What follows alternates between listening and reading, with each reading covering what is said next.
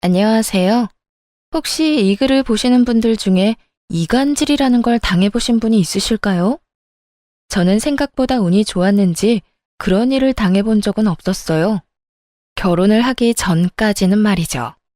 이간질이 정말 나쁜 이유는 사람 사이를 갈라놓는 것도 모자라 다시 붙을 수 있는 기회조차 주지 않기 때문이에요.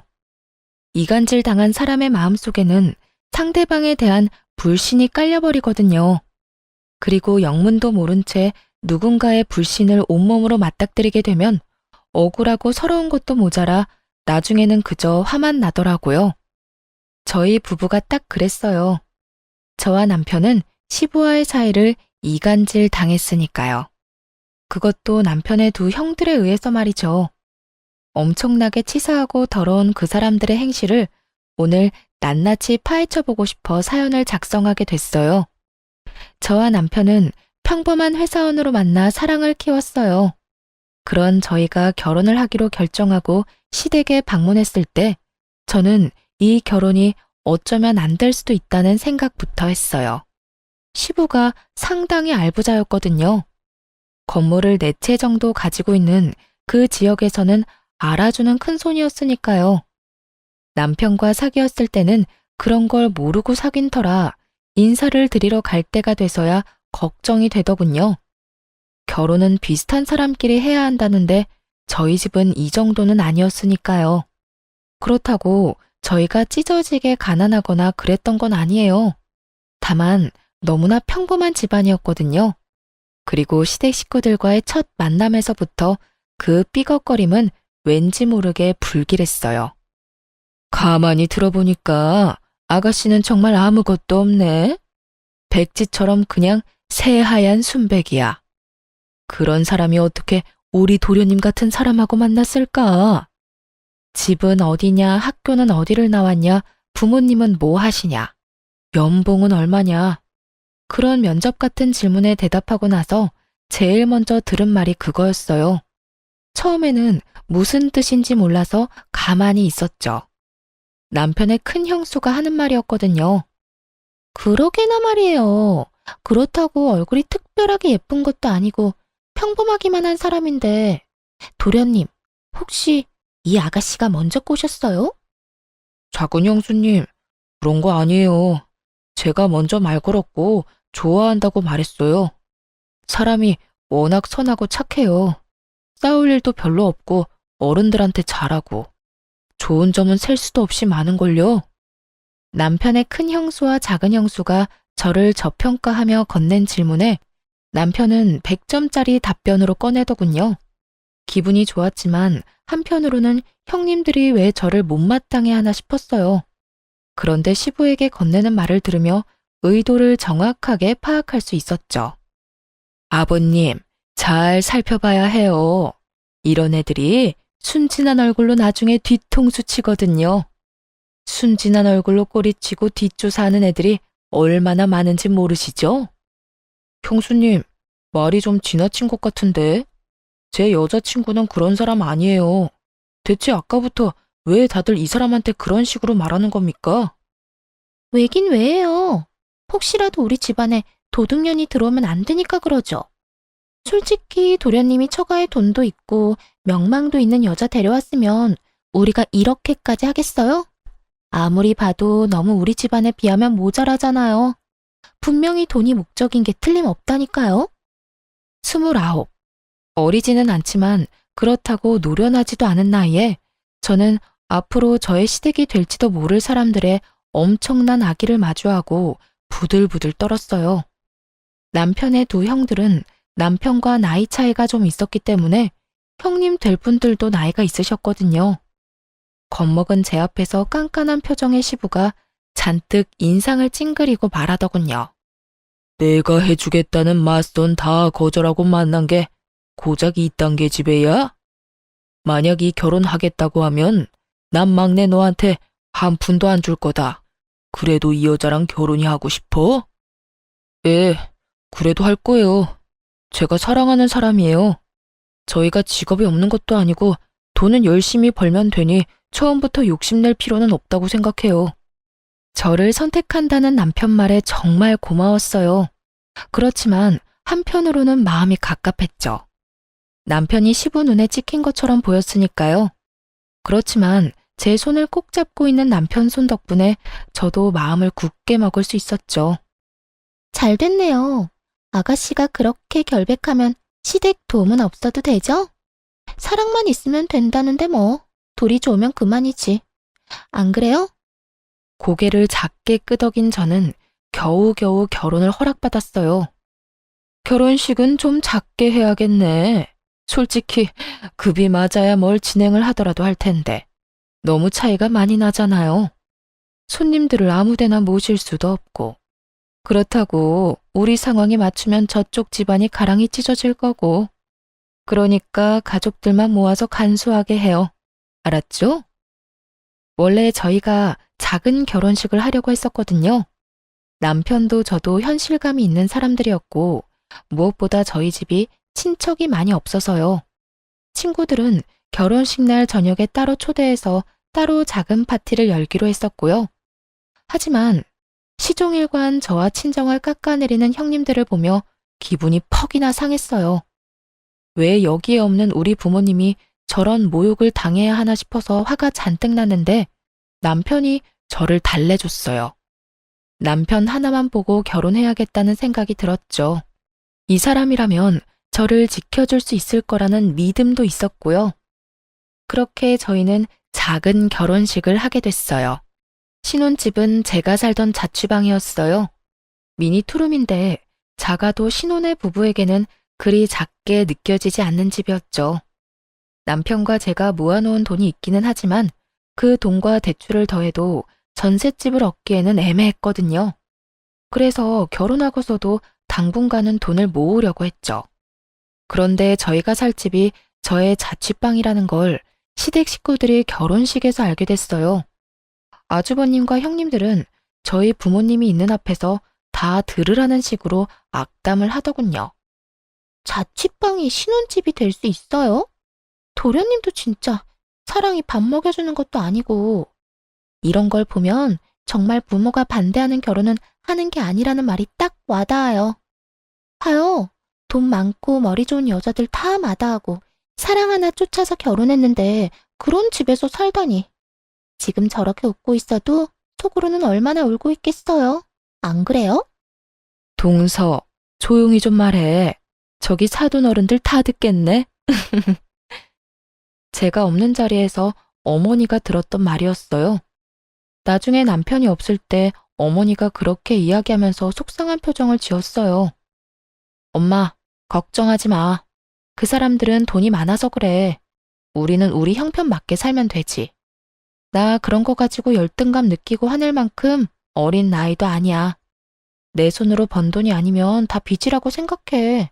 차라리 빚 없이 시작하는 게 훨씬 낫지 뭐. 그렇게 이야기를 했고 저는 정말로 그렇게 생각했어요. 형님들의 말은 기분이 나빴지만요. 그러나 친정어머니는 신경이 많이 쓰였던 모양이에요. 없는 형편에도 돈을 마련해서 저희한테 주더라고요. 집 구할 때 보태서 쓰라고요. 괜찮다고 돌려줬는데도 안 쓰면 엄마가 속상하다는 말에 결국 그걸로 전셋집을 구했어요. 대출도 많이 꼈지만 자취방보다는 좋은 집이긴 했죠. 친정의 도움으로 집을 구할 수 있어서 남편이 어머니에게 엄청 고마워했어요. 장모님, 너무 감사합니다. 저희가 돈 많이 벌면 꼭 갚아드릴게요. 그리고 중간에 필요한 일 있으면 저희 부르세요.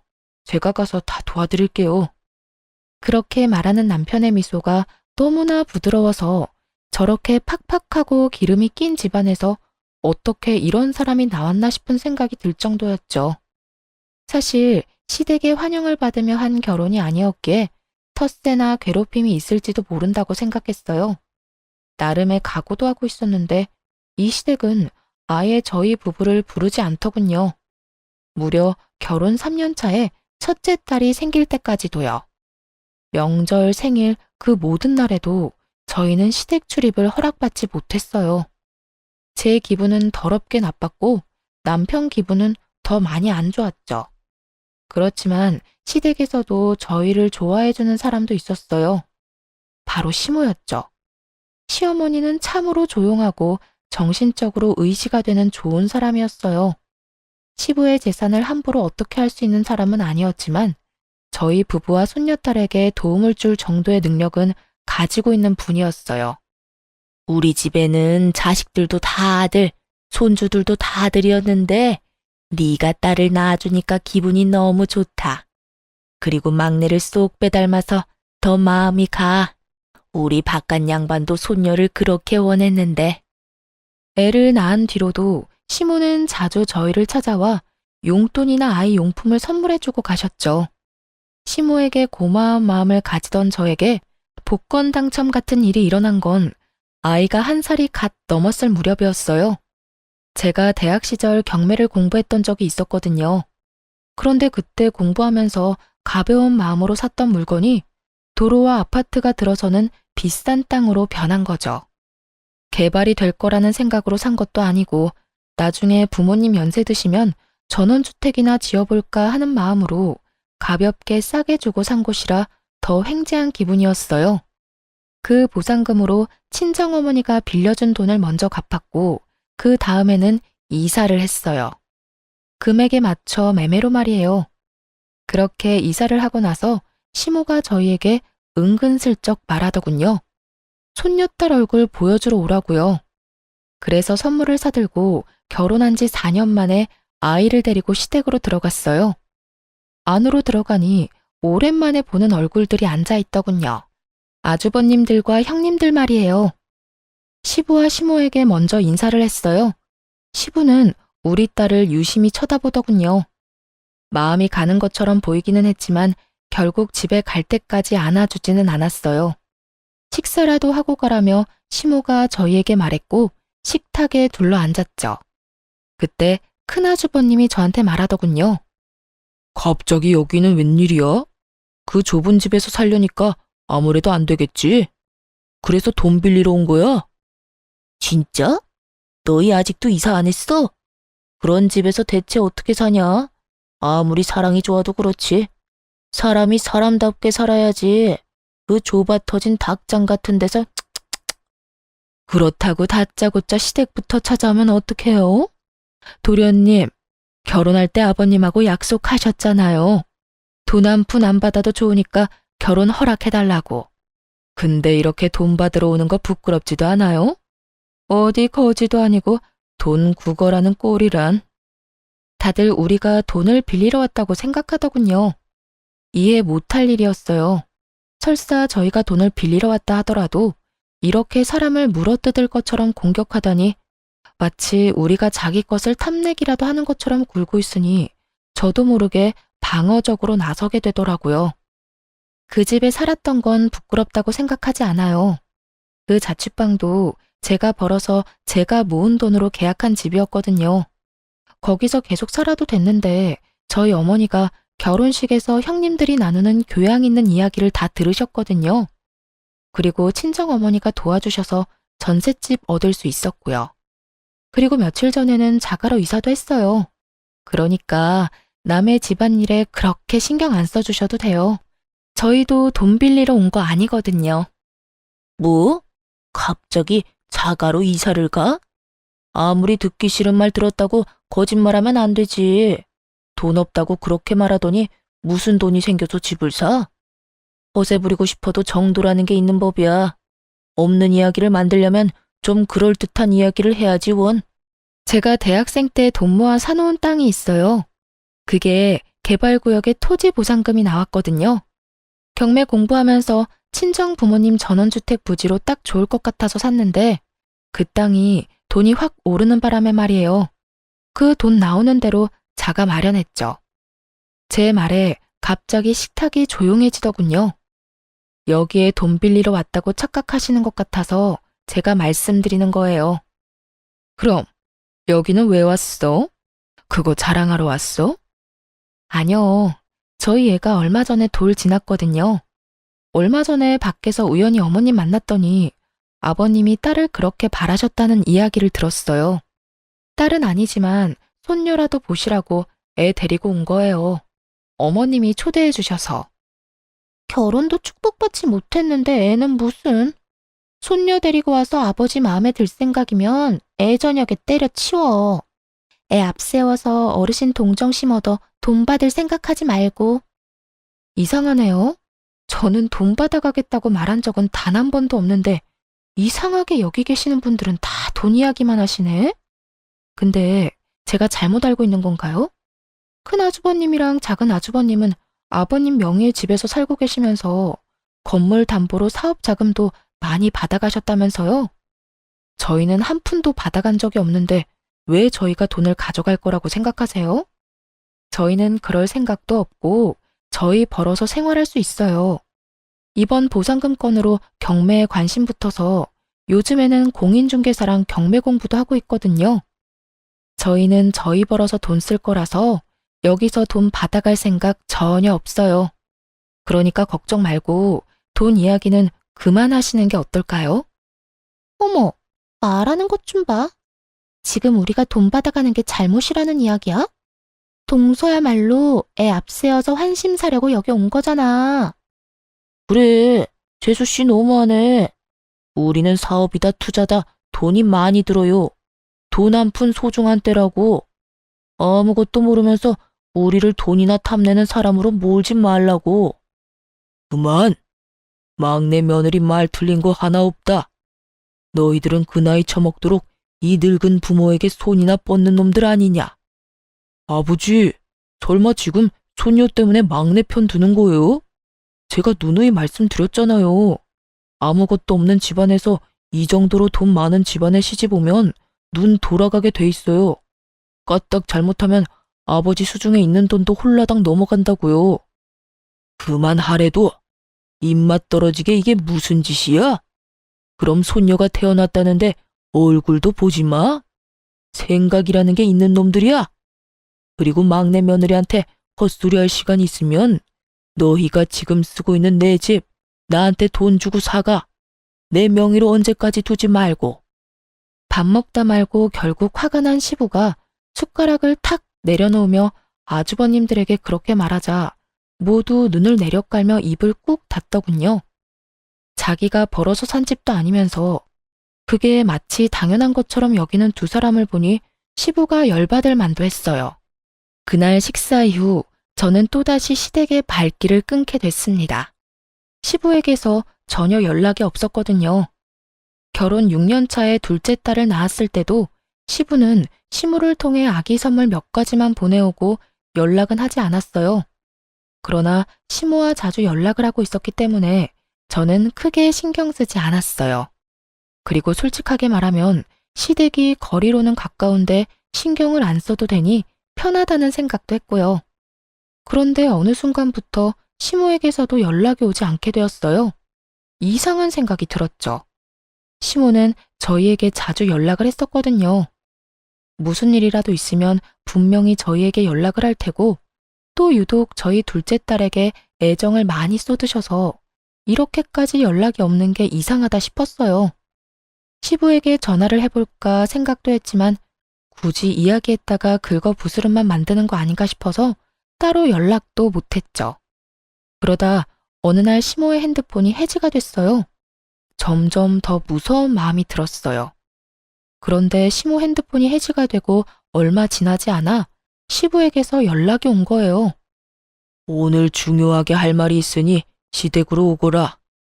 시모에 대한 걱정이 가득했던 상황이었기 때문에 그 전화를 듣자마자 저와 남편은 시댁으로 향했어요. 집으로 들어가니 시부와 아주버님들 그리고 형님들이 이미 와 있었어요. 그런데 딱 한 사람, 시모만 보이지 않더군요. 그리고 무겁게 가라앉은 분위기를 보니 무슨 일이 일어났구나 하고 눈치를 챘어요. 아주버님과 형님들의 눈초리를 받으며 한쪽 소파 구석에 앉으니 시부가 입을 열었어요. 너희들 엄마 얼마 전에 병원에 가니 치매 초기라고 하더구나. 요양원에 들어갈 정도로 안 좋은 건 아닌데 요즘에는 정신이 없는 시간이 더 많아졌어. 내 생각에는 요양원에 보내면 상태가 나빠질 것 같으니 세 아들 중에 누구 한 명 책임지고 이 집에 들어와서 어머니 모시도록 해라. 건장한 아들이 셋이나 있는데 병원에 보내는 것도 웃긴 일이지. 그리고 며느리들도 막내 빼고는 다 집 지키는 주부들 아니냐? 어머니가 치매에 걸렸다고요? 대체 언제부터요? 왜 저희한테 말씀 안 해주셨어요? 시모와 관계가 유독 돈독했던 남편이 시부를 향해 언성을 높였어요. 분명 인지장애 초기 단계가 있었을 텐데 그때는 왜 이야기를 안 해준 건지. 중요한 이야기를 지금 이 자리에서 전해 들었으니 많이 놀란 남편은 답답한 듯 시부에게 화를 냈어요. 다른 아주버님들과 형님들이 가만히 있는 걸 보니 그분들은 먼저 알고 있었던 듯 했어요. 우리가 불려온 이유 또한 짐작이 갔어요. 우리 부부만 빼고 나머지 가족들끼리 열심히 짝짝꿍 서로 주고받고 잘 지냈지만 치매 걸린 노모를 모시는 건 하고 싶지 않은 거죠. 그러니 가족이라고 여기지도 않았던 저희들을 불러 가족회의라는 거창한 이름 아래 저희에게 시모수발을 맡길 생각이었던 것 같아요. 역시 제 예상대로 두 아주버님과 형님들은 머뭇거리며 시부 눈도 쳐다보지 못한 채 아무 말도 꺼내지 않더군요. 마치 학교에서 선생님 눈에 띄어 칠판에 나가 문제를 풀고 싶지 않은 아이들처럼요. 참 나쁜 사람들이었어요. 돈 받으러 갈 때는 어머님 살가운 소리 하다가 병에 걸리니 입 싹 닫고 모른 척 하는 걸 보니 시모의 현재 상황이 답답하기도 했고요. 그래서 제가 손을 들고 말했어요. 저희가 모실게요. 다들 눈 피하는 게 하고 싶지 않아 보여서요.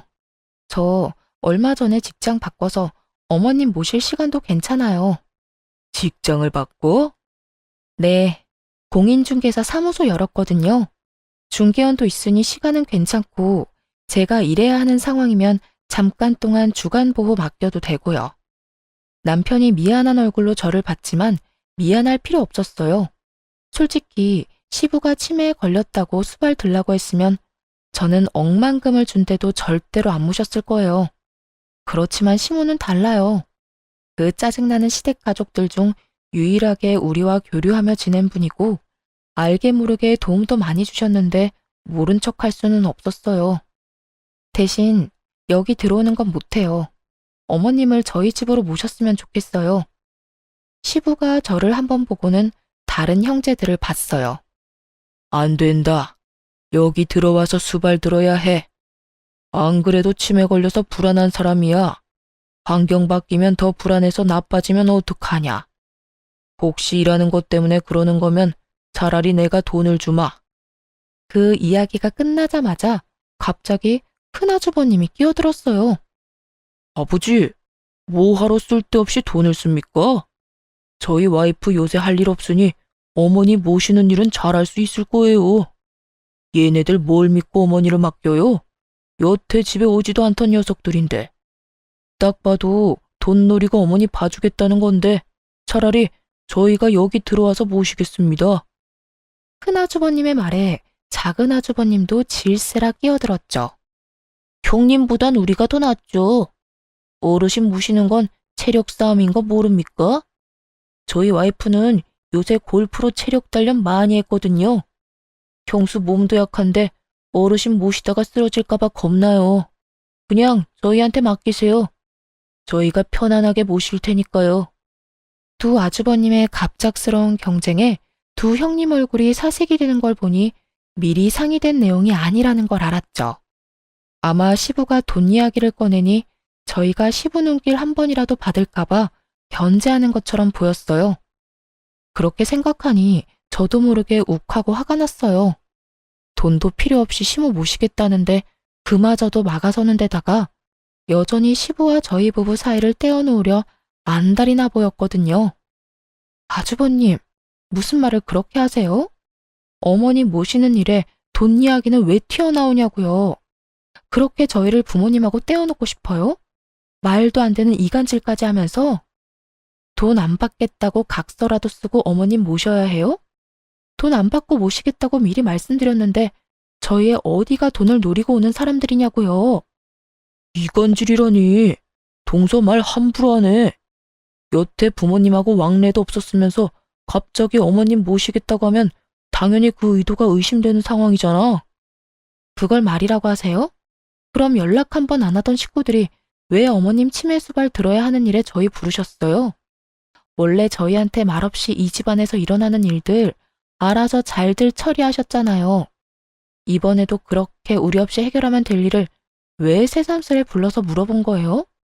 저희한테 떠넘기고 싶어서 그런 거 아니냐고요. 이 중요한 문제에 빠지면 안 될 것 같아서 연락한 거지.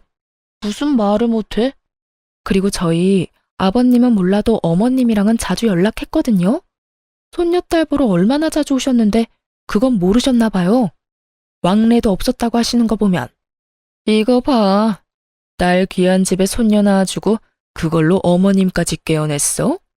아버님, 제가 그랬죠? 애들 앞세워서 어르신들 자기 마음대로 주무르려고 한다고요.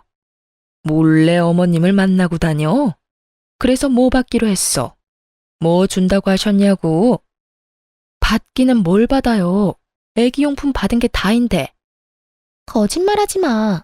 도련님 깨어낸 솜씨로 어머님도 깨어내서 어머님 명의로 된 재산이라도 빼내려고 한 거 아니야? 형수, 말이 심하잖아요. 저희가 왜 그런 짓을 합니까? 어머니 재산은 어머니 거예요. 부모님 멀쩡히 살아계신데 저희가 그런 돈이나 탐하는 버러지 같은 인간처럼 보입니까? 제 눈에는 이미 돈 받아가신 분들이 버러지처럼 보이는데? 참던 남편이 제가 심한 말을 들으니 결국 참지 못하고 핏대를 세우며 말대꾸 하더군요. 평소에는 꼬박꼬박 형수님 하며 허허롭게 다니던 남편이 호칭에 님자도 안 붙이는 걸 보니 화가 많이 난 것 같더라고요. 그렇게 집안이 난장판이 되어가자 시부가 정리를 했어요. 그만해라. 너희 엄마는 재산 아무것도 없다. 나한테 다 있어. 주고 싶어도 못 줬을 테니 둘째 며느리, 너는 이제 그만 좀 떽떽거려라. 네 목소리 듣고 있으니 두통이 더 심해지잖아. 화를 낸 시부가 피곤한 듯 얼굴을 쓸어내리더니 다시 물었어요. 그래서 누가 여기 들어와서 어머니 모실 거냐? 어머니 수발 드는 사람은 유산 상속할 때 좀 더 유리할 거다. 유산 이야기 꺼내자마자 큰형님이 외쳤어요. 아버님, 저희가 볼게요. 일하느라 바쁜 막내 며느리, 운동하느라 바쁜 둘째 며느리. 입만 아프게 뭐 하러 부르세요? 제가 맏며느리니 당연히 제가 해야죠. 그리고 유산 이야기는 막내 도련님 있을 때는 하지 마세요. 견물생심이라고 듣다 보면 혹하는 게 사람 마음이잖아요. 갑자기 유산 받고 싶다고 하면 어떡해요? 그건 저도 동의해요. 여태 가족 일에 참여도 안 하고 부모님 모시지도 않은 사람은 유산 제외하셔도 되지 않을까요? 아버지가 하지 말라는 결혼하면서 돈도 안 받는다고 다짐했으니까요. 일단 막내 도련님은 유산 상속에서 빼두고 형님, 그렇다고 형님이 어머님 모시는 것도 좀 아니죠. 매번 몸이 안 좋아서 행사에 자주 빠지면서 집에서 자기 몸이나 추스르는 게 어때요? 어머님 돌보다가 먼저 쓰러져서 링거 맞지 마시고요. 막내 동생이 돈 한 푼이라도 가져갈까봐 아주 넷이서 협동하는 모습을 보니 남편도 참기 힘들었나 보더라고요. 엄마 아픈데 다들 무슨 말 하는 거예요? 이게 대체 다 뭐냐고요? 지금 이 자리가 엄마 아픈 거 어떻게 할 건지 상의하는 자리가 맞기는 해요? 무슨 말만 하면 저희는 죄인 취급에 형들은 엄청난 효자 효부처럼 굴고. 그렇게 어머니 모시고 싶으면 모시세요. 그래도 나도 엄마 아들이니까 정기적으로 보게 해줘요. 형들이 엄마 잘 돌보고 있는지 확인할 테니까. 잘못 모셔서 어디 아프기라도 하면 형들 다 가만히 안 둬요? 그리고 돈, 그놈의 돈 이야기. 저희한테 제발 하지 마요. 돈 달라고 안 할 테니까. 저희 부부, 우리들 손으로 충분히 돈 벌 수 있는 사람입니다. 그런 거 필요 없으니까 2번 다시 저희한테 말하지 마요. 남편이 열받아서 화를 내고 나왔어요. 나오고 나서 남편이 한숨을 푹푹 쉬더군요. 저한테 미안하다고 이렇게 심하게 콩가루인 집안은 아니었다고 했어요. 그렇게 저희는 오해도 풀지 못하고 시모도 모시지 못한 채 나왔어요. 그래도 마음은 계속 시모 곁에 가 있으니 어떻게든 연락이나 다시 해볼까 생각하던 중 시부에게서 다시 시댁으로 오라는 연락을 받았어요. 갔더니 저번과 똑같은 상황이 펼쳐졌어요. 상석에 앉은 시부와 소파에 앉은 2 아주버님과 2 형님들이 보였어요. 우리까지 모두 도착하자 시부가 입을 열더군요. 너희도 알다시피 요즘 부동산 경기가 안 좋아. 그리고 첫째, 네가 내 건물을 담보로 빌려간 돈을 못 갚아서 지금 터지기 일보 직전이지. 너희들 엄마한테 드는 돈 하며 내 사정 안 좋다는 이야기에 여기저기서 빌려갔던 돈 돌려달라는 이야기에 돈 돌려주고 나니 내 수중에는 더 이상 남은 게 없다. 시부가 그렇게 말하며 서류를 탁자 위로 툭 던졌어요. 저와 남편은 그냥 멀뚱멀뚱했고 형님과 아주버님들은 눈에 불을 켜고 서류를 뜯어먹을 것처럼 살펴보더군요. 시부 명의로 건물이 여러 개 있었다는데 어찌된 영문인지 그 건물이 다 다른 사람 소유가 됐더라고요. 나는 이제 늙었고 너희들 어머니는 치매에 걸렸지. 나도 이제 자식 손주들 재롱이나 보며 쉬고 싶구나. 너희들 중에 누구 나와 함께 살 사람 있냐? 시부의 말에 저희는 일단 가만히 있었어요. 이번에도 아주버님과 형님들이 시부를 들들 볶을까봐 아무 말 안 하고 있었죠. 정막 속에 큰 아주버님이 먼저 말을 열었어요. 아버지, 저희는 어머니도 모시고 있고 이 상황에서 아버지까지 모시는 거 힘들어요. 그리고 처가 쪽에도 문제가 있어서 저희 자주 나가봐야 합니다. 아버지 모시는 건 힘들 것 같고 어머니도 이번 달까지만 모실 수 있을 것 같은데요. 장황하게 늘어놓긴 했지만 안 된다는 말이었죠. 그러자 작은 아주버님도 이에 질세라 말을 하더군요. 아버지, 저희들은 형님만큼 뭘 받은 적이 없잖아요. 솔직히 이런 일은 당연히 돈 많이 받아간 사람이 해야 한다고 생각합니다. 아니면 부모님 모시는데 필요한 금전도 필요하고요. 제가 하는 가게 사정도 좋지만은 않아요. 그렇게 치면 형이 당연히 부모님 모셔야죠. 받아먹은 게 얼만데. 뭐? 그러는 너는 안 받아먹었어? 그리고 부모님 모시라는 말 하는데 격떨어지게 무슨 돈 이야기야? 우리가 여태 모셨으니 너희더러 모시라는 거잖아. 고작 3개월 모셔놓고 그것도 모신 거요? 내가 모를 줄 알아? 형수가 어머니 모신 거 아니잖아. 간병인 고용해놓고 자기는 편하게 있었으면서. 두 아주버님들이 박 터지게 싸우는 걸 보니 씁쓸했어요. 솔직히 여기 왜 불려왔나 싶고요. 여차하면 시모만 데리고 떠야겠다 싶었는데 두 사람의 불똥이 저희에게 튀더군요. 아, 아버지, 막내 있잖아요. 여태 아무것도 못했으니 지금부터라도 자식된 도리 지키라고 하세요.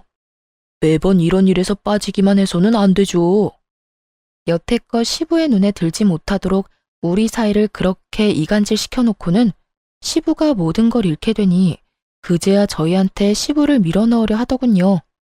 추하기 짝이 없는 모습에 어이가 없는데 그때 시부가 두 아주버님을 쳐다보며 고개를 끄덕였어요.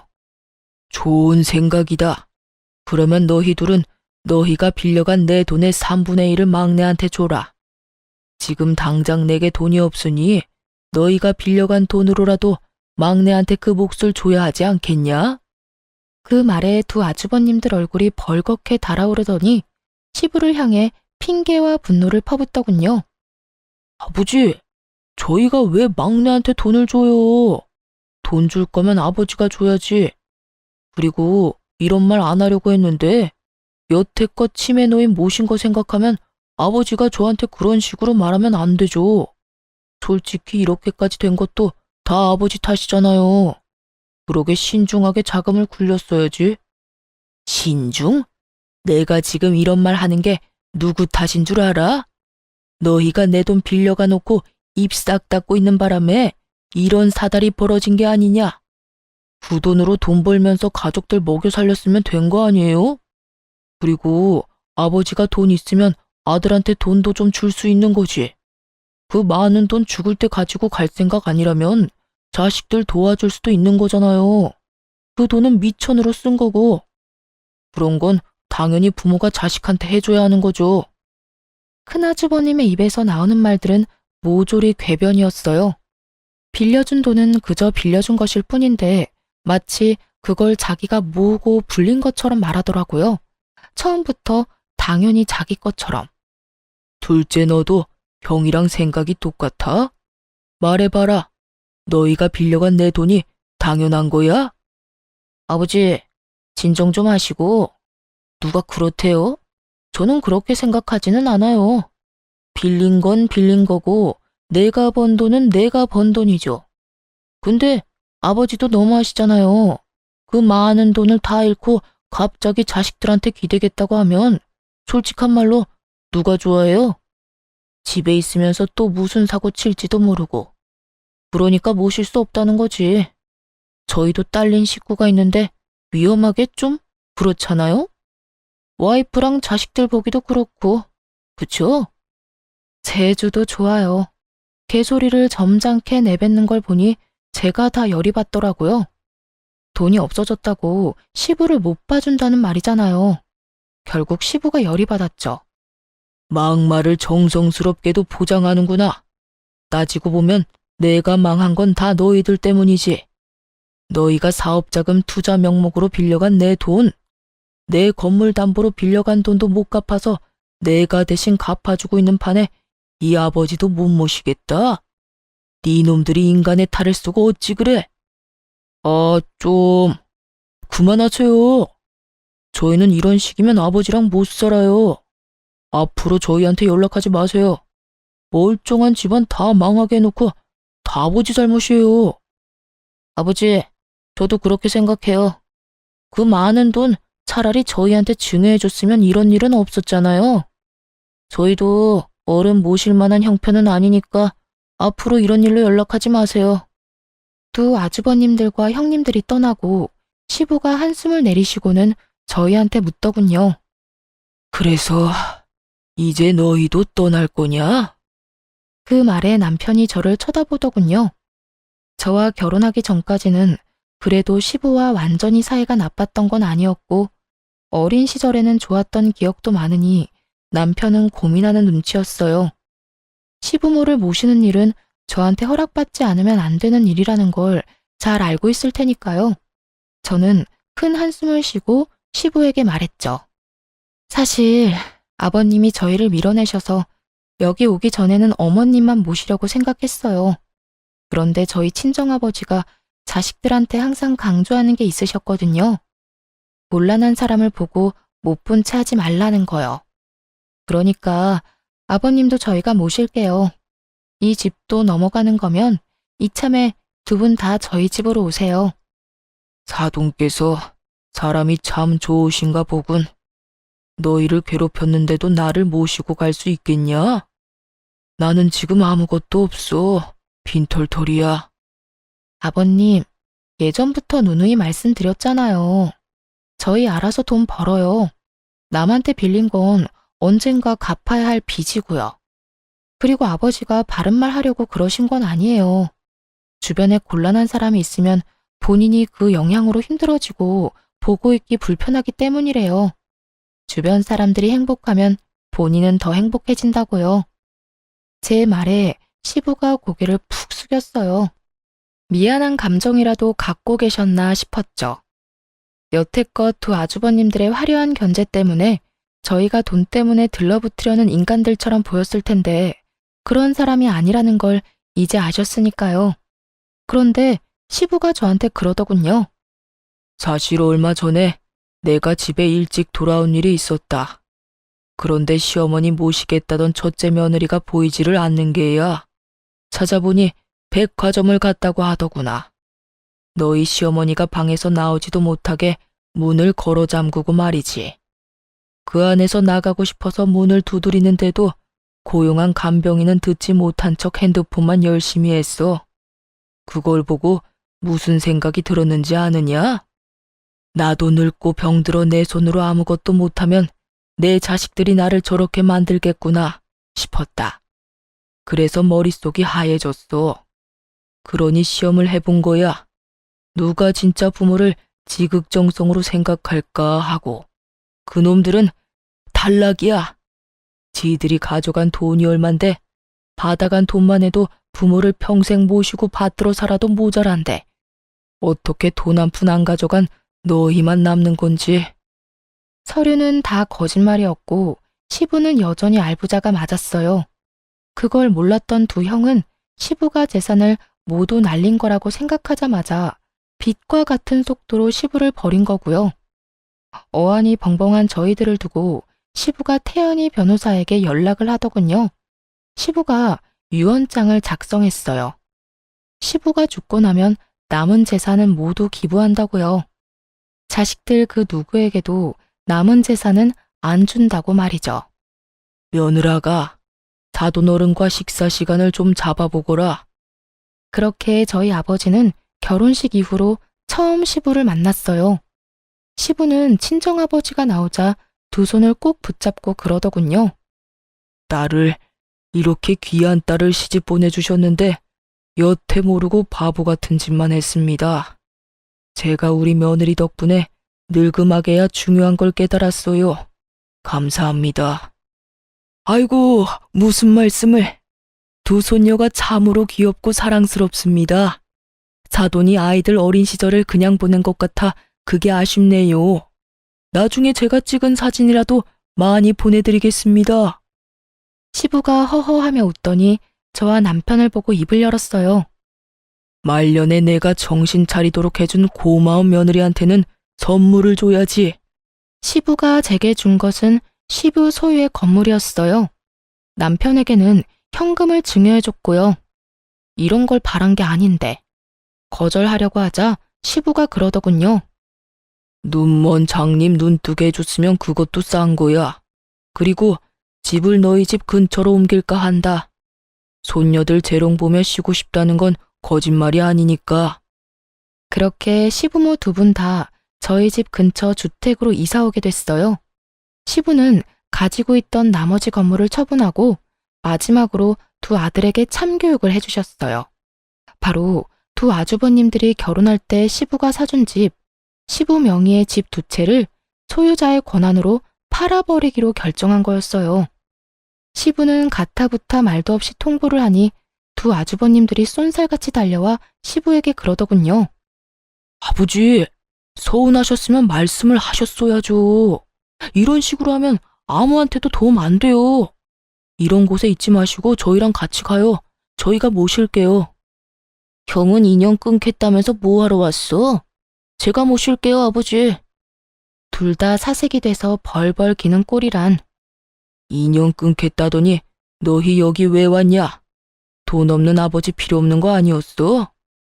유언장 작성 이미 변호사 대동하고 다 끝냈다.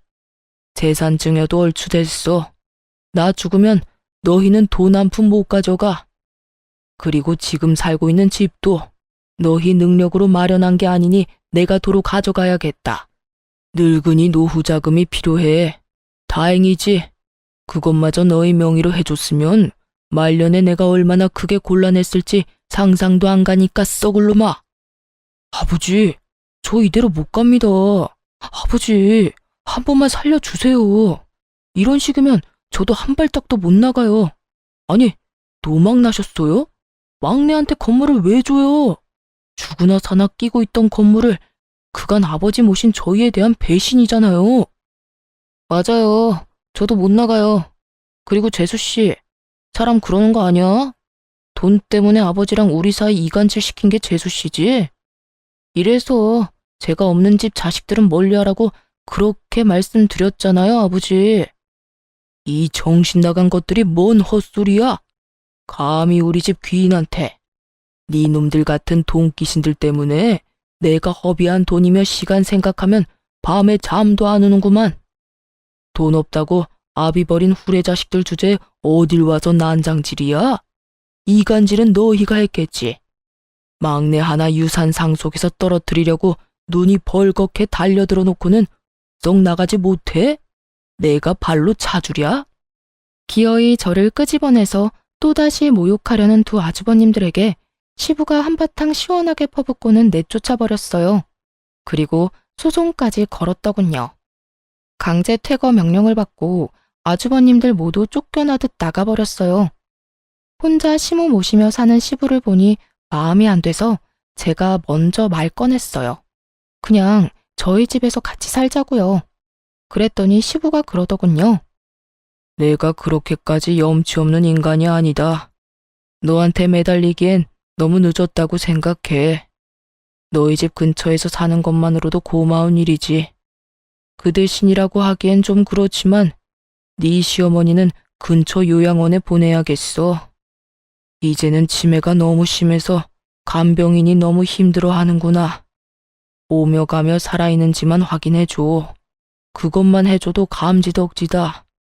그렇게 말하는데 마음이 너무 안 좋았어요. 그래서 딸애들 데리고 시부도 자주 찾아가고 요양원에 있는 시모도 자주 찾아갔어요. 둘째가 시모 어릴 때를 쏙 빼닮은 탓인지 시모가 손녀들 데리고 오면 누군지는 못 알아보셔도 너무 좋아하시거든요. 시부도 그런 손녀딸들하고 자주 시간 보내며 즐거운 노후를 만끽하고 계세요. 시부와 저희 사이를 이간질하며 나쁜 짓만 일삼던 두 아주버님들은 지치지도 않고 시부 집에 찾아와 용서해달라며 쇼를 해요. 하지만 시부 불호령에 얼굴도 못 보고 쫓겨나는 일이 태반이네요. 그런 아주버님들, 형님들과 가끔 문 앞에서 마주친 적도 있는데 시부 한 대 받으며 집으로 들어가는 제 모습 보고는 얼굴이 한껏 구겨진 꼴을 보니 속이 엄청 쓰려 보였죠.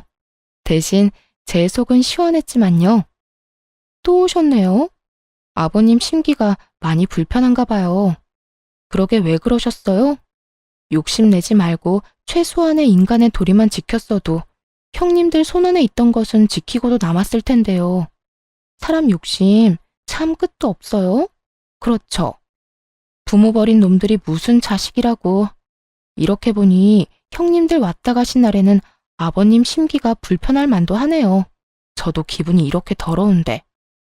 멀리 안 나가요? 다음에 오실 때 아버님 허락 받고 오세요. 그래야 앞에서 안 기다리죠. 제가 한껏 비웃어주자 형님들이 화가 났는지 저한테 뭐라 하려는 것을 아주버님들이 기겁을 하며 말리더군요. 시부 집 앞에서 드자비질하다가 시부한테 더 밉보일까봐 걱정이었나 봐요. 그런 짓 안 해도 이미 신용도가 바닥인데. 부모 재산 있으면 좋죠. 물려주면 더 좋고요. 저도 성인군자가 아니라 돈 준다면 기분도 좋고 횡재한 기분이고 그래요.